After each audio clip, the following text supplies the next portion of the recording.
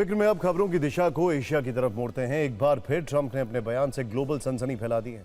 ये कोई मामूली बयान नहीं, ये अल्टीमेटम है। ये अल्टीमेटम है, भीषण युद्ध की हुंकार है। ट्रंप को रोक लो इस बार, ये बहुत बड़ा सवाल है। क्यों? क्योंकि कल ही ट्रंप ने कहा था कि बस 2 से 3 हफ्ते की बात और है, लेकिन 24 घंटे में ही ट्रंप ने यू टर्न ले लिया। ट्रंप ने भीषण युद्ध की हुंकार भर दिया। आखिर ट्रंप की धमकी कितनी गंभीर है, ये समझते हैं। ट्रंप ने ट्रूथ सोशल पर लिखा कि अगर ईरान शर्तें मानने को तैयार हो जाता है, जो कि शायद एक धारणा है, तब पहले से चर्चित एपिक फ्यूरी का अंत हो जाएगा। इसके आगे उन्होंने लिखा कि हमारे ब्लॉकेड की वजह से होर्मुज़ स्ट्रेट सभी के लिए खुल जाएगा, जिसमें ईरान भी शामिल है। अब आई सबसे बड़ी धमकी।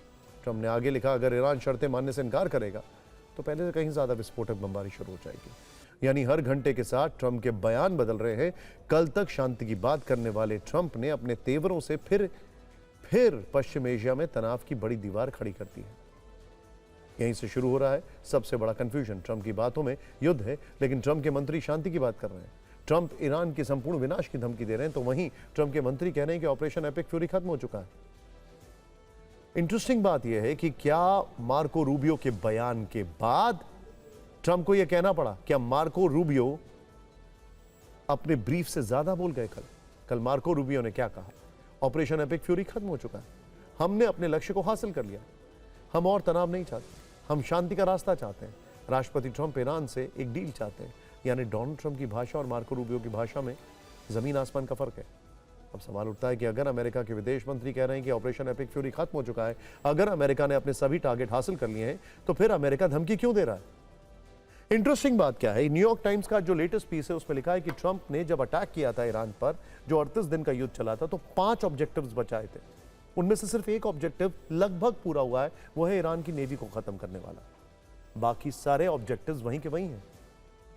दरअसल अमेरिका शांति की टेबल पर नहीं बल्कि बमबारी की टेबल पर है। ऑपरेशन एपिक फ्यूरी अमेरिका के लिए उसी खेल की तरह है जिसमें वो जब चाहे बयान बदल सकता है, जब चाहे युद्ध छिड़ सकता है, जब चाहे अपने वॉरशिप और एयरक्राफ्ट कैरियर हटा सकता है, लेकिन ईरान को कमजोर आंकने की गलती नहीं कर सकता, क्योंकि ईरान ने जो जवाब दिया है उससे ट्रंप जरूर थोड़ा आहत होंगे।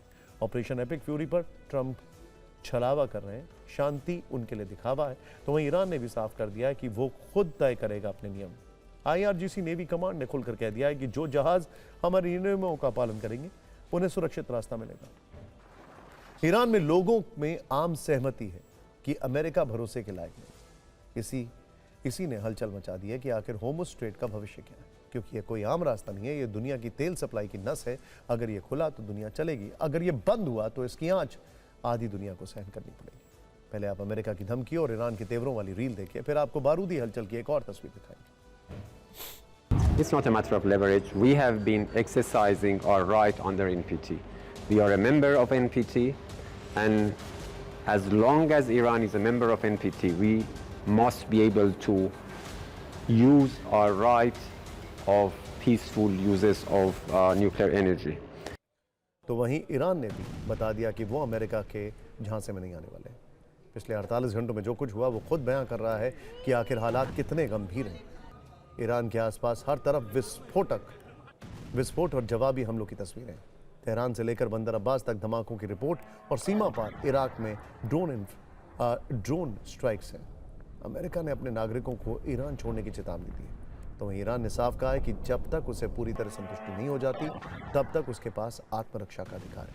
आखिर किस तरह सीज़फायर के बीच युद्ध वाली आग और भड़क रही है, इस रिपोर्ट में देखें।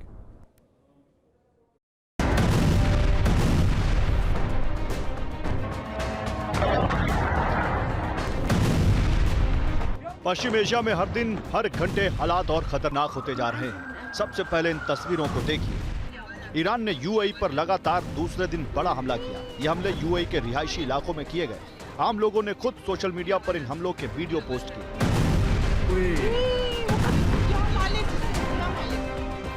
ईरान के हमलों के बाद UAE में डिफेंस फोर्स हाई अलर्ट पर है। UAE के रक्षा मंत्रालय ने दावा किया है कि उसने कुछ ईरानी मिसाइलें भी इंटरसेप्ट की हैं। इमारतों के पीछे की तरफ होते इन जोरदार धमाकों को देखिए। एक टीवी चैनल की रिपोर्ट में दावा किया गया कि बंदर अब्बास समेत कई शहरों में धमाके हुए। धमाकों की यह आवाज केश बुशहर और सिरिक शहर तक सुनी गई।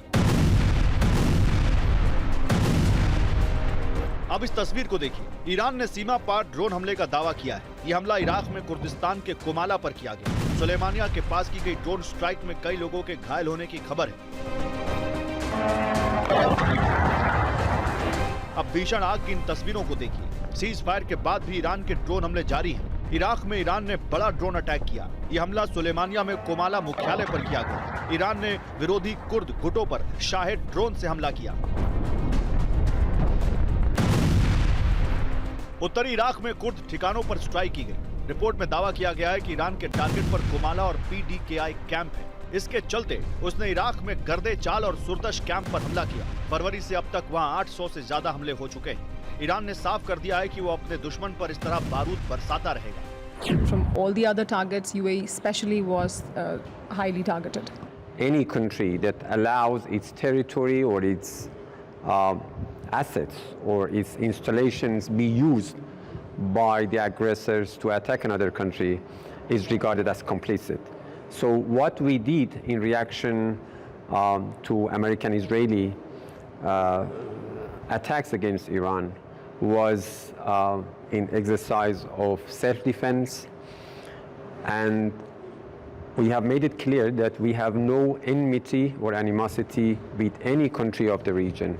What we did was exactly defending Iran's territory and sovereignty against यकीन मानिए कि TV9 इस युद्ध के दौरान पहला चैनल है जो ईरान पहुंचा। एंड थैंक्स टू सुमेरा जिनकी ये कवरेज आप नॉन स्टॉप देख रहे हैं।